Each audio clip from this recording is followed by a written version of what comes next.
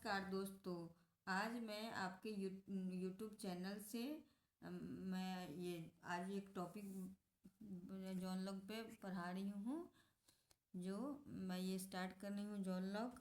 आज का टॉपिक है जो जिनके बारे में इंट्रोडक्शन और उनका कार्यकाल, उनकी पुस्तकें, ये सब मैं बता रही हूँ। और मेन टॉपिक जो भी मेन पॉइंट पे मैं अंडरलाइन की हूँ, तो जो इस पर कर है। अभी इंट्रोडक्शन मैं बता रही हूँ उनके बारे में। जॉन लॉक का जन्म 1632 ईस्वी में हुआ और उनका कार्यकाल 1704 ईस्वी तक रहा। इंट्रोडक्शन में है, जॉन लॉक का जन्म 29 अगस्त 1632 में सामरसेट शायर के रिंगटन नामक स्थान में हुआ था। उनके पिता एक वकील थे। जब लॉक की उम्र 12 वर्ष की थी तब इंग्लैंड में गृह युद्ध शुरू हो गया। इसके उनके पिता 1642 ईस्वी में पार्लियामेंट का समर्थन करते थे, उसकी पक्ष की ओर से लड़ते थे। 1652 ईस्वी में ऑक्सफोर्ड का हराहस्ट चर्च कॉलेज में प्रवेश लिया। 1656 ईस्वी में उन्होंने बीए तथा 1658 ईस्वी में एमए की डिग्री प्राप्त की। उसके बाद 1660 ईस्वी में डेविड टॉमस से चिकित्सा शास्त्र का अध्ययन प्राप्त किया और शीघ्र ही वे एक कुशल डॉक्टर बन गए। 1666 ईस्वी में लॉक की हीबक दल के संस्थापक 1666 ईस्वी में लॉक की हीबक दल के संस्थापक लॉर्ड एस्ले से मुलाकात हुई और वे लॉर्ड एस्ले के निजी चिकित्सक बन गए। एस्ले के फ्रांस जाने से लॉक भी इंग्लैंड में भयभीत रहने लगे तथा वे भी वहां से भागकर हॉलैंड चले गए। 1688 ईस्वी की गौरवपूर्ण क्रांति के सफल होने के बाद लॉक भी उसी जहाज से इंग्लैंड लौट गए जिस जहाज से विलियम की पत्नी लौटी थी। विलियम ने राजगद्दी पर बैठने पर लॉक को उसकी सेवाओं के पुरस्कार स्वरूप कमिश्नर ऑफ अपील का पद दिया, जिसे लॉक ने स्वीकार कर लिया। 1700 ईस्वी में स्वास्थ्य की दुर्बलता के कारण उन्हें सरकारी पद त्यागना पड़ा और 1704 ईस्वी में 72 साल की अवस्था में उनका निधन हो गया।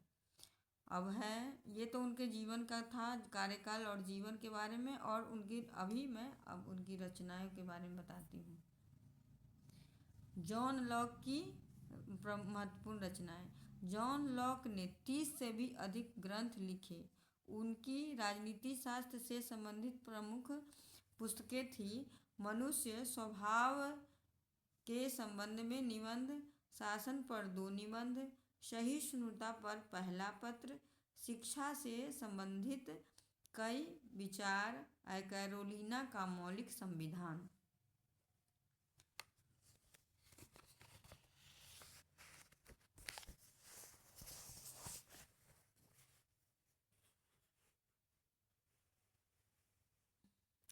अब मैं लॉक के चिंतन को प्रभावित करने वाले तत्वों एवं परिस्थितियों के बारे में बताती हूँ। लॉक के चिंतन को प्रभावित करने वाले तत्व एवं परिस्थितियाँ। लॉक के चिंतन को प्रभावित करने वाले तत्व निम्नलिखित हैं। 1688 ईस्वी की गौरवपूर्ण क्रांति, 1689 ईस्वी में पार्लियामेंट में पारित अधिकार पत्र। हुकर के दर्शन से लॉक अत्यधिक प्रभावित थे। हुकर का कहना था कि सरकार सामाजिक हित की प्रतिनिधि है और इसलिए वे समुदाय के प्रति उत्तरदायी हैं। हॉब्स के व्यक्तिवादी विचारों ने भी लॉक को प्रभावित किया। जॉन लॉक की अध्ययन पद्धति। जॉन लॉक की अध्ययन पद्धति इस प्रकार थी। जहाँ हॉब्स की पद्धति दार्शनिक, तार्किक और चिंतात्मक थी, वहाँ लॉक की पद्धति अनुभववादी एवं विवेकवादी थी।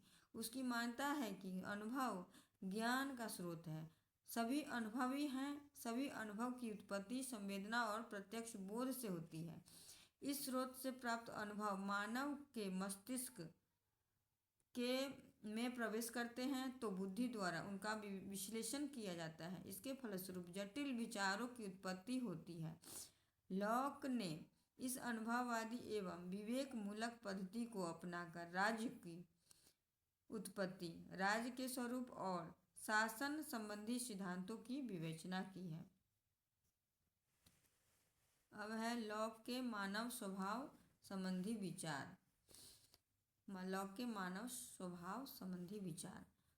हॉब्स के भांति लॉक के चिंतन का आधार मानव स्वभाव है।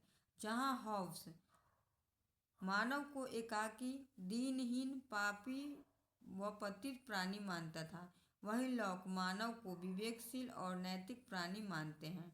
लॉक के अनुसार मनुष्य अपनी प्रकृति से सामाजिक और नैतिक प्राणी है। वह अपनी विवेक बुद्धि से एक नैतिक व्यवस्था की सत्ता स्वीकार करता है और इसके अनुसार कार्य करना अपना कर्तव्य समझता है। लॉक के अनुसार मनुष्य में सहयोग, प्रेम, दया और सद्भाव आदि गुण पाए जाते हैं। लॉक के प्राकृतिक अवस्था संबंधी विचार मैं अभी बता रही हूँ, आगे बता रही हूँ।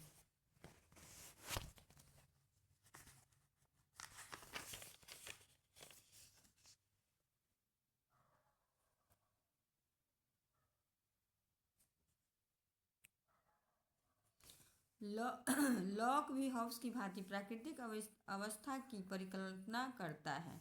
हॉब्स जहाँ मानव को स्वार्थी और झगड़ालू प्राणी मानता है तथा उसी के अनुरूप वह प्राकृतिक अवस्था को युद्ध और संघर्ष की अवस्था बताता है, वहीं लॉक सद्गुणी नैतिक प्रकृति के अनुरूप सकारात्मक प्राकृतिक अवस्था बताता है। वस्तुतः लॉक प्राकृतिक अवस्था की निम्न विशेषताएं बताता है। अब लॉक के प्राकृतिक अवस्था की विशेषताएं निम्नलिखित हैं, जो इस प्रकार हैं। लॉक के अनुसार प्राकृतिक अवस्था सामाजिक किंतु प्राकृतिक राजनीतिक है, अर्थात वहाँ समाज तो विद्यमान था परंतु राज्य नहीं था। लॉक के अनुसार प्राकृतिक अवस्था शांति, सदिच्छा, पारस्परिक सहयोग और संरक्षण की अवस्था थी। प्राकृतिक अवस्था में सभी मनुष्य समान हैं, क्योंकि सभी एक ही सर्वशक्तिमान हैं और अनंत बुद्धि संपन्न सृष्टा की संतान हैं। सृष्टि होगा यहाँ, सृष्टि की संतान है।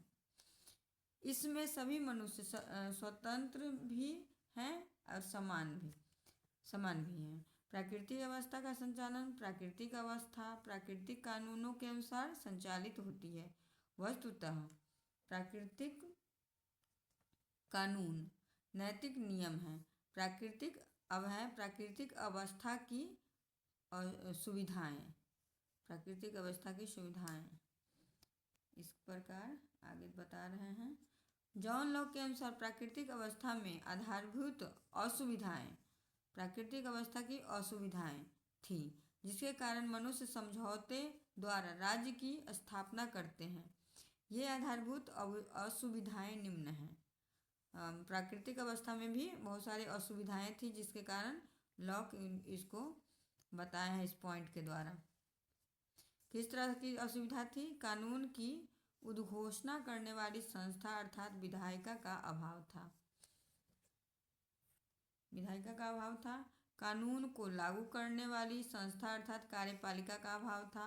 कानूनों के अनुरूप न्याय करने वाली संस्था अर्थात न्यायपालिका का अभाव था।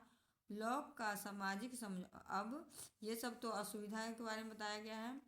अब लॉक का सामाजिक समझौता सिद्धांत। लॉक का सामाजिक समझौता सिद्धांत तो भी बहुत इम्पोर्टेंट टॉपिक है, तो इसको मैं अगले नेक्स्ट वीडियो में डालूँगी और अभी तक इतना ही रहेगा। ठीक है, आप लोग इसको अच्छे से पढ़ लीजिएगा और इसको मैं इसका पिक्चर फ़ोटो जो भी होगा नोट्स का मैं डिस्क्रिप्शन बॉक्स में डाल दूँगी, आप लोग देख लेना। ठीक है, ओके, थैंक यू।